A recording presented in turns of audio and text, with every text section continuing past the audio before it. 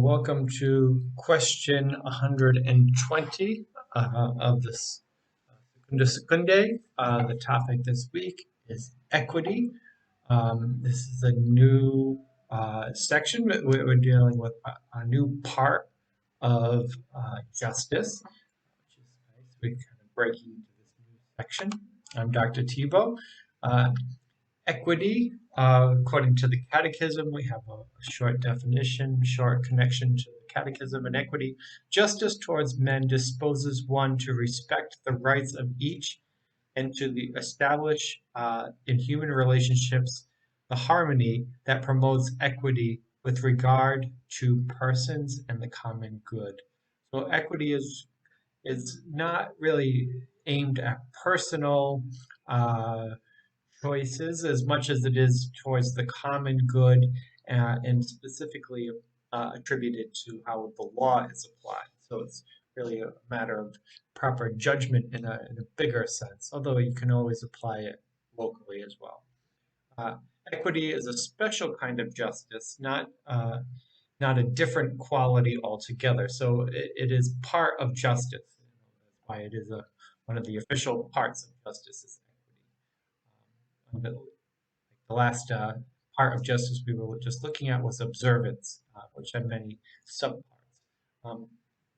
Now, the term for equity, which is almost more commonly used than equity itself, has two ways of spelling it and pronouncing it. Epiekia, which is here, or epikeia, which you'll see spelled later on. Both of them are used. Both of them have a Greek origin. One of them has just been modified for English speakers to make it more speakable, but their definition is the same. It starts with epi, which means above, and diakonian, which is justice. So it's above justice.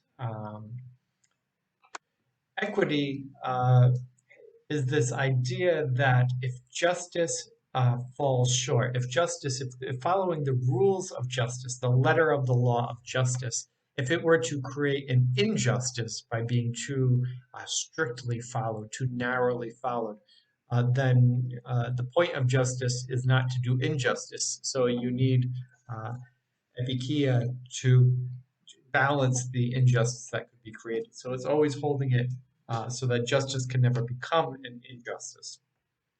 Aristotle doesn't define equity in the Nicomachean Ethics. He does describe it in the book Rhetoric. So he calls it is equity to pardon human failings and to look to the intentions of the lawgivers and not to the law, to the spirit and not to the letter, to the intentions and not to the actions, to the whole and not to the part, to the character of the actor in the long run and not in the present moment, to remember the good rather than evil, and good that one has received rather than good that one has done, to bear being injured, to wish to settle a matter by words rather than by deeds. Lastly, to prefer arbitration to judgment, for the arbitrator sees what is equitable, but the judge only the law. And for this, an arbiter was first appointed in the order of equity might flourish.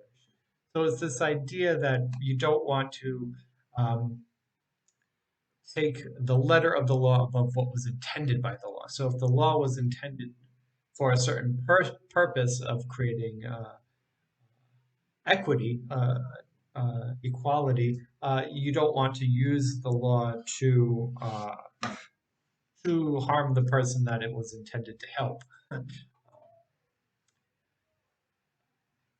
Equity in the Bible is also found, although you might never find it if you only read the Bible in English. In the Greek, it pops up 3 times in the New Testament. Now I myself, Paul, urge you through the gentleness and clemency of Christ. Clemency in this sense is epikeia, equity. But in order Not to detain you further, I ask you to give a brief hearing of your customary graciousness. Again, epikeia, graciousness. Your kindness, epikeia, uh, should be known to all. The Lord is near. So in Scripture, we see it translated clemency, graciousness, kindness, uh, sometimes we call it reasonableness. Um, this is all epikeia, and it has to do with equity. That's why I think it's used more in its Greek than in its English, because by equity we can often think of it as a financial term or one of meaning maybe is too easily equated with equality, meaning that it's dealing with perfect scales of justice, where everything is blindly judged. It's the complete opposite of blindly judging. It's gentleness, it's graciousness, it's kindness, it's the soft side of justice. Uh, the classical example is of the madman, and ironically, when you study law, this is also a case that you use in law, um, where if a person puts into storage, in the case of Thomas Aquinas's example, a sword, but maybe today a gun. You give somebody this uh, gun or weapon to hold on to for you. You have a relationship with them that they're holding it for part of a contract. Uh, if the person then goes back to you to get that weapon, uh, but they've gone mad in the meantime, now they're mad, they've gone mad, or perhaps in a modern sense, maybe they're high on drugs or they're currently drunk and they want a gun. Well, somebody who's high on drugs and asks for their gun back, you don't give them their gun back. If somebody is drunk and they ask for you don't give them their gun back. If the person is raving mad, you don't give them their gun back. If somebody is even extremely angry, and they're going to go out and kill somebody in revenge for whatever had made them angry, that's not the time to give them the gun. The gun or the sword or whatever weapon it is shouldn't be given to a person who's going to do something bad with it. So justice and the common good would dictate that you don't give something back to somebody which you owe to them because it's theirs. It's the debt owed to them, but you don't give it back to them in that moment, in that time, because you know that what will occur. If you do, it will become an injustice for somebody else or for a violation of the common good. How it's related to justice, it ought to follow the letter of the law when it ought not to be followed is sinful, as St. Thomas says. So again, if you follow the letter of the law and it leads to it being sinful, then you don't follow it because you owe a higher duty to not be sinful than you do to the law itself. I guess if you were to work for a pharmacy and the letter of the law says you have to distribute morning after pills in the form of abortion, morning pills. The law might say you must do it, but if you were a Catholic pharmacist, you would not be allowed to do that. So your duty to remain sin-free would be more important than the law. I worked at a pharmacy one time, and the way around it was they didn't keep the morning after pills in stock. So when somebody said, I would like to buy them, they would say, well, I'm sorry, we can order it. They'll be in 3 days, which would not be effective for the purpose of the person who wanted them in 3 days. They don't work 3 days later. So it effectively, the person was never denied the pill, but nobody ever received one from that pharmacy. Example. It's made to moderate observing the letter of the law. So right built into the system, going back all the way to Aristotle, there's a recognition that if you follow the letter of the law all the time in every situation, you could do an injustice. Since then, we have the creation of common law, which allows for a lot more nuance and gray area and evolution of law, rather than kind of that civil law where the king writes down the law, and that's the law. If you didn't think about all of the exceptions, then if the exception wasn't written down, you really didn't have a way around it. You just had to follow it. This this is meant to moderate it. I think in our current legal system, we have a lot more things built into it to moderate it so that very few things are ever completely black and white. Even something like murder is never even completely black and white. First degree murder, second degree murder, manslaughter, vehicular manslaughter. We have many ways of even defining something as clear as killing somebody. Therefore, uh, we've worked some of them in, but I think there's still ways in which we need to moderate the law. Uh, it is not passing judgment on the law. This was one of the objections to it. If every person, every time a law is put into practice, somebody said it judges the law, then the law has no effect if we become judges of the law and not followers of the law. But he said well, it's not calling into question the validity of law or even of that law. It's just in this particular situation, based on these particular set of circumstances, should the law be followed to the letter of the law or not, given the situation. Um, and you said it's not above justice. It's a kind of justice. It's a part of justice, not above justice. If you go look back to remember that definition of it though, that epi part of it would be above, right? That epi means above. But he said it's not intended to put itself above, but just to be part of. One of equity's sisters is nome. Nome is an element um, of prudence, which these go hand in hand. Uh, it looks for when the general rule does not necessarily best apply in this situation. Um, and when St. Thomas describes it, Nome, he describes a monstrous birth. Typically, a child is born in a regular way, but sometimes a child is born and they are disfigured in some way.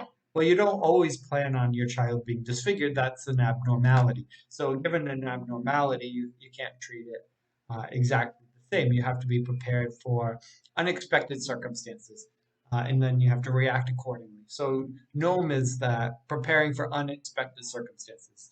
For 99% of things, you follow the rule. For 1% of things, you have to be willing to make an exception. That's Nome. It goes hand in hand with equity, epikeia. Uh, for most of the time, the speed limit is a good thing. If you're having a medical emergency and you need to get someone to the hospital right away and moments matter, then you drive in the breakdown lane and you go over the speed limit and you go through a red light cautiously.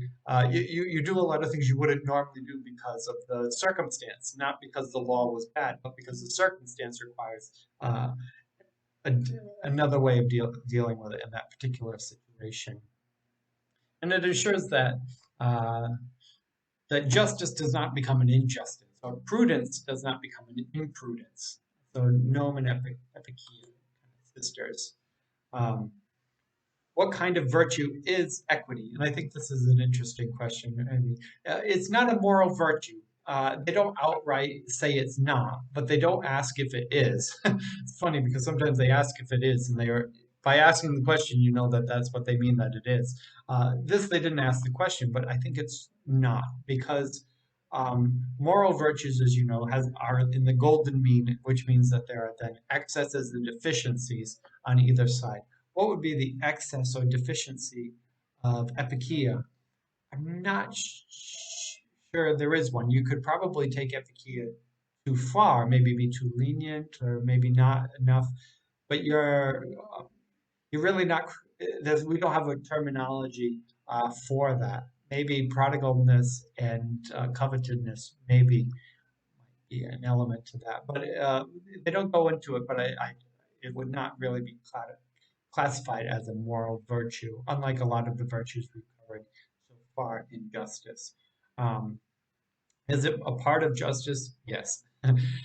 Is it a kind of justice? Yes, it's a kind of justice. And is it a special virtue? Yes, it is. It is a special virtue. It is a virtue which is not intended in a general sense. It is intended uh, to moderate justice. It is intended to fit within the moderation of this particular virtue, justice. It's not really intended to moderate charity, for example, or prudence, right?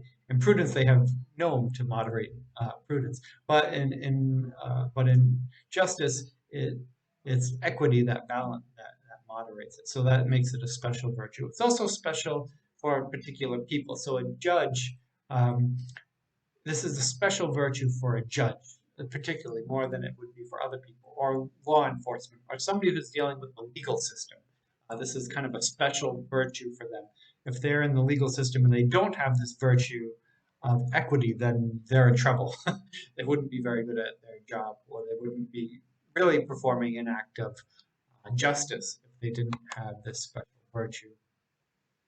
Uh, Basically what I just said. St. Thomas pointed that out, that it is a special virtue, particularly it's particularly focused for the legal justice more than everyday life. One of the great examples of this is found in Barry Schwartz. I'm blocking his name's book Practical Wisdom, which is a very good book for anybody who's interested in virtue ethics and Thomas Aquinas. Tell from the name Barry Schwartz, he's probably not a Thomas, he's more of an Aristotelian, but there's a lot of overlap. Um, he gives an example, many examples, but one I'll point out would be there was a guy named Michael. He dropped out of school and married his pregnant girlfriend. He got his high school diploma. Uh, he earned a job to work to send his child to private school, parochial school. Um, and he worked a lot, but then he lost his job. He got fired, and all of the stress of being able to financially support his family and everything else going on. He was at a very low point, and he started drinking. He drank, and with a toy gun, he held up a cab driver for $50, which he was going to use to help his family with this toy gun. When he gets caught, it's very clear to the judge and everybody else that he is clearly guilty. They caught him red-handed. There's no question of whether he did it or not. Then the question is just what is the sentence for somebody like him? Well, they turn to sentencing guidelines and they recommend 24 months in jail. But the judge, in looking at this, and having been a judge for many years and seeing many people come before her time and time again, sometimes the same people over and over again, she kind of gets a sense of people and about what's fair and not. And she looks and says, "This guy really isn't a criminal. Like, this is a guy that he married his pregnant girlfriend. He works hard. He sends his kid to private school. He's having, he fell on hard times. 24 months. What is his family going to do for 2 years without a paycheck? What's it going to be like for his daughter? His daughter's going to have to drop out of school. Now a single parent. Who benefits from this over the $50? And he didn't even have a real gun; it was a plastic gun. Clearly a crime has been committed. Will the cab driver get over it? Is really the equal thing for the guy to spend 2 years in jail because of that. She comes up with a new plan. She says 11 and a half months in jail, in a county jail, not maximum security or anything. And it allows him to leave during the day to go to work so that he can financially support his family. And then on the weekends and at night, he has to come back to jail. And then he'll serve 2 years of probation afterwards. So it is a serious crime that he did, and he should pay a price. Should the price be that it ruins his family's life and he gets in a situation that he can never get out of again over $50 and a toy gun? Uh, this is somebody who the judge is one who has shown equity. They've shown some type of discretion where following the strict guidelines would be good for a hardened criminal who has done something very dangerous and maybe not the appropriate situation for him. Another example from the book, and just quickly as I can, was an example of a father who brought his son to a baseball game, and the son wanted a lemonade. So the father goes up to the concession stand, and the only lemonade they have was Mike's Hard Lemonade. And the father was not a drinking person, and he didn't know that Mike's Hard Lemonade was alcoholic. So he brings back this lemonade to his son in the stand, his young son. And after a sip, somebody sees what happened and they said, "Oh, that's alcoholic. You shouldn't be drinking that." The father, "Oh, I didn't realize that." But uh, is brought to the attention of the authorities, and he goes before a judge for endangering his child, and the child could be removed from his care. And the judge says, there was no harm to the child. The child had one sip. It was clearly not intended. He didn't intend to do it. He didn't do something recklessly dangerous. He was just naive about what Mike's Hard Lemonade was. So you should, slap on the wrist, don't do it again, was all that should have been needed. Clearly, this person is trying to be a good father. He brought his son to a baseball game, and he's trying to be a good father. Um, Fortunately, the courts said that the judge's sentence was too lenient, and there was not that type of flexibility, and it got thrown out. So the letter of the law ultimately won in that second case. But this idea of epikeia, which should moderate this letter of the law, that the letter of the law could be taken too far and is not for the best for people. It's not, it becomes an injustice. This father who brought his son to a baseball game, now the father has to go to jail, the child has to be moved and put in foster care. Um, is that really justice? Is justice really served by that? Um, don't think many people would say that that would be the most just response. Um, so, in conclusion, the topic of equity, equity is a epikeia, is a type of justice. It's made to moderate the letter of the law, and equity ensures that justice does not become injustice by being too legalistic. Back to the heart of what the purpose of the law was. Christ said, "Man was not made for the law, but law was made for man." That is very much in line with this idea of equity. And that's all we have. Next